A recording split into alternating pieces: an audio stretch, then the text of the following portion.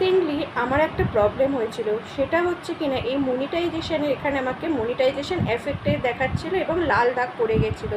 তোমাদের যদি কারোর এরকম কোনো সমস্যা হয়, তোমরা কীভাবে এই সমস্যার হাত থেকে সমাধান পাবে সেটাই আজকে তোমাদের আমি এই ভিডিওতে বলছি, একটু মন দিয়ে শোনো।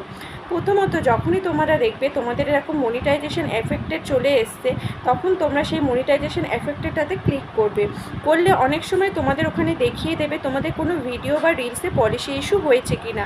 যদি না দেখায়, যেমন আমার ক্ষেত্রে দেখায়নি, তখন তোমরা কি করবে, তোমরা হেল্প অ্যান্ড সাপোর্টে চলে যাবে। গিয়ে সেখান থেকে সাপোর্ট ইনবক্সে যাবে, গিয়ে সেখানে ইওর অ্যালার্টে চলে যাবে। সেখানে দেখবে তোমার যদি কোনো ভিডিও বা কোনো রিলসে কপিরাইট অপশান আসে বা কোনো পলিসি ইস্যু হয়ে থাকে, সেখানে দেখিয়ে দেবে। তখন তোমরা যে কটাই ভিডিও বা রিলসে পলিসি ইস্যু হয়েছে সেগুলো সব কটাকে ডিলিট করে দেবে। দিয়ে তোমরা 72 আওয়ার্স ওয়েট করো, দেখবে তোমাদের মনিটাইজেশন আবার আগের মতো গ্রিন হয়ে গেছে।